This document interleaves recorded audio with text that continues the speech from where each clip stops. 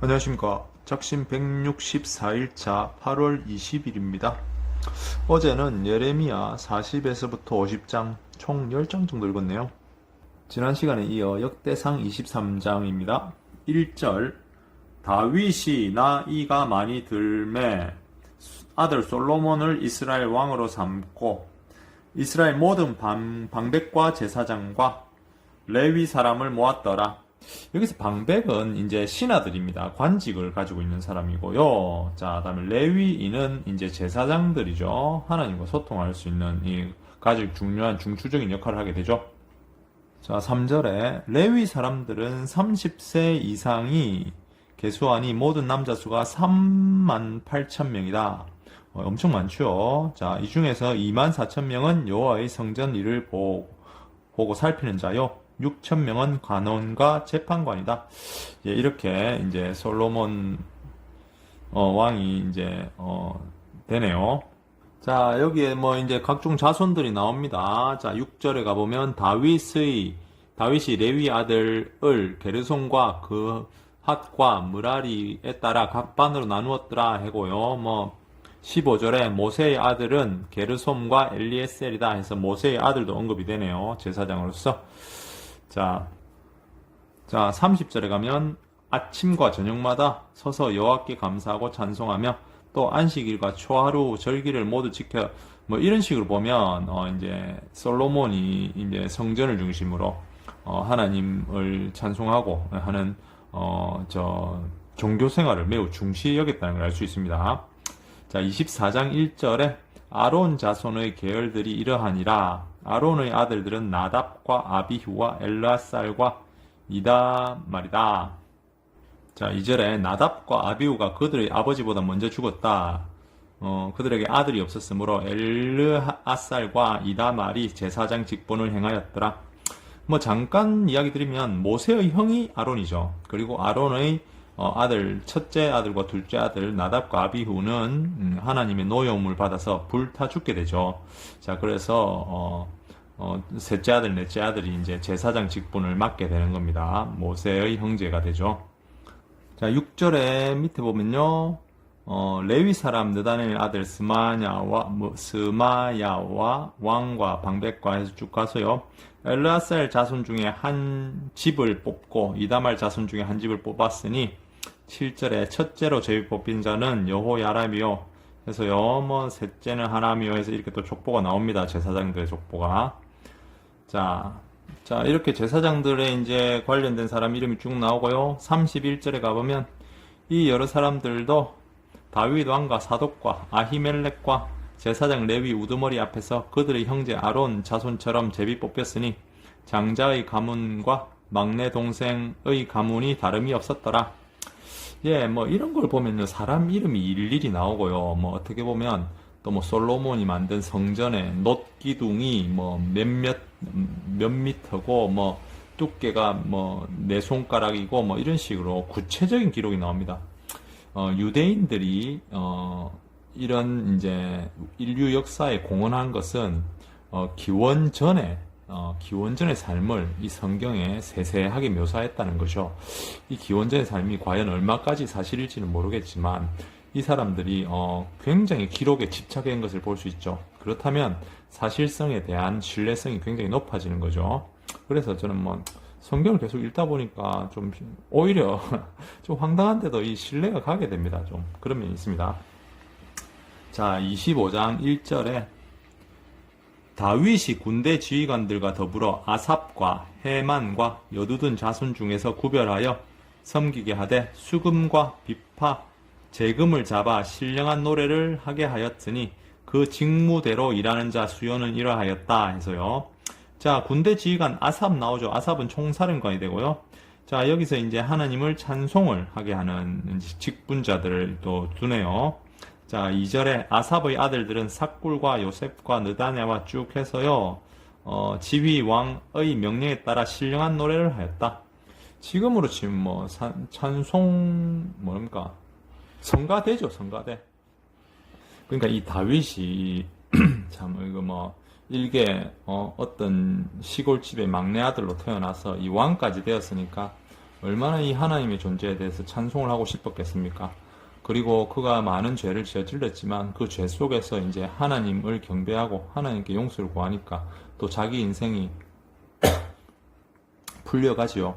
아들들이 또 배반을 하고 여러 가지 아픔도 있지만 그 아픔 속에서도 또 자기가 또 자기 가문을 이어서 이스라엘이라는 국가를 세우니까 그 마음이 참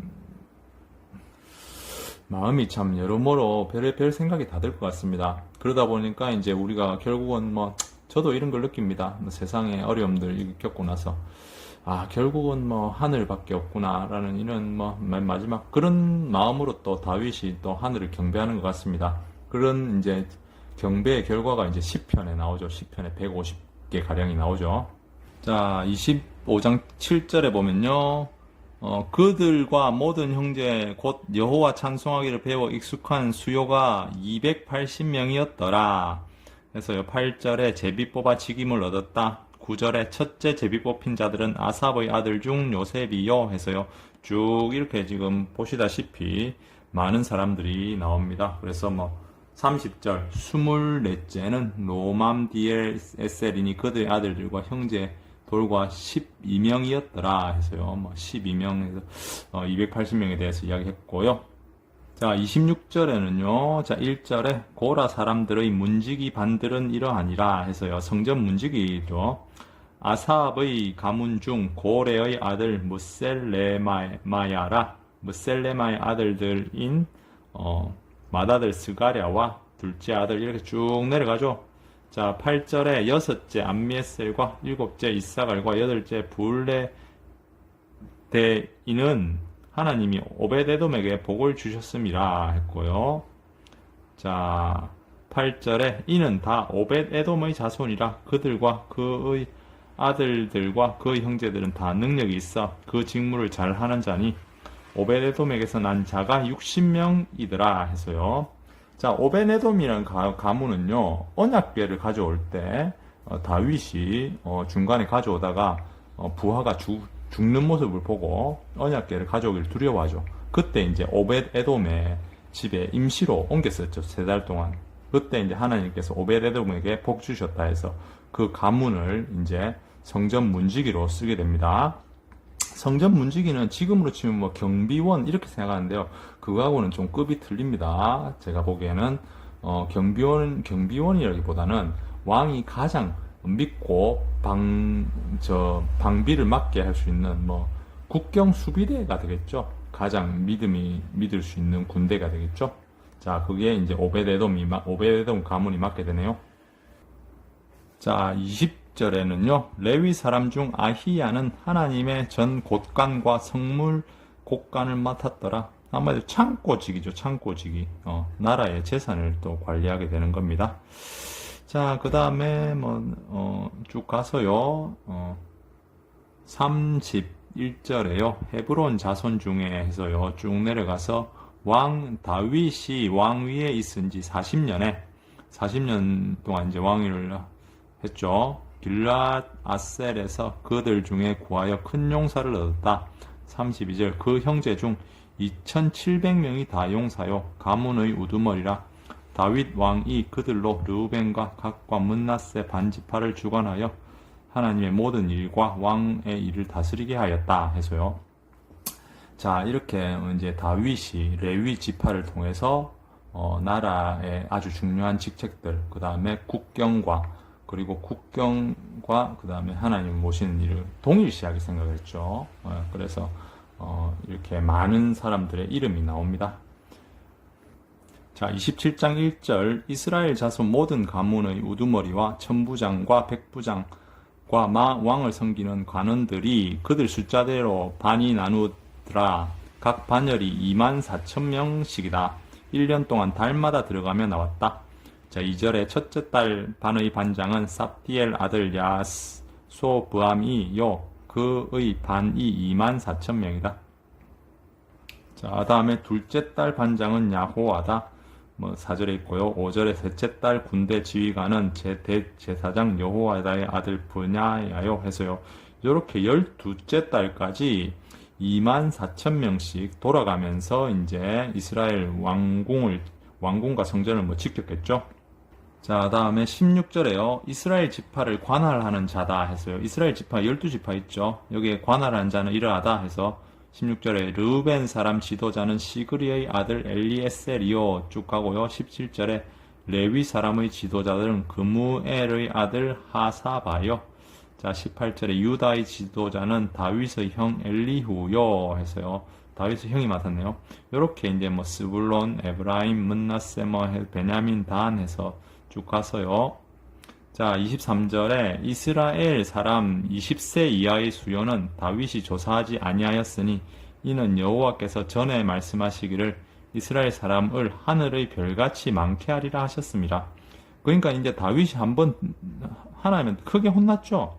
개수, 사람의 수를 세알려서요. 그래서 다윗이 이제는 20세 이하의 사람 수를 세알리지 않았죠. 왜냐하면 하나님께서는 이 인간의 한계로서가 아니고 거기에 100배, 1000배 더해 주신다 하셔서 인간 스스로의 한계를 규정하기를 싫어하셨죠. 자, 이렇게 27장 오늘 27장까지 하겠습니다. 그렇습니다. 뭐 우리가 이게 뭐 우리의 삶도 마찬가지죠. 우리 스스로 내 재산이 얼마다, 내 능력이 얼마다, 뭐 내 공부나 뭐 이런 개수를 하죠. 좋은 건 아닌 것 같아요. 제가 이제 성경을 이제 인생에 걸쳐서는 3번째, 이번에 이제 2번째 읽어가는데요. 개수가 이게 왜 처음에는 하나님 별로 왜 안 좋아하신지 이해가 안 갔는데, 보면 볼수록, 우리가 살아가는 섭리가 하늘에 달려 있음을, 깨닫기, 조금씩 알아가는 것 같습니다. 그러다 보니까, 우리 스스로의 삶을 개수하는, 이런 것이 좋지 않은 것 같습니다.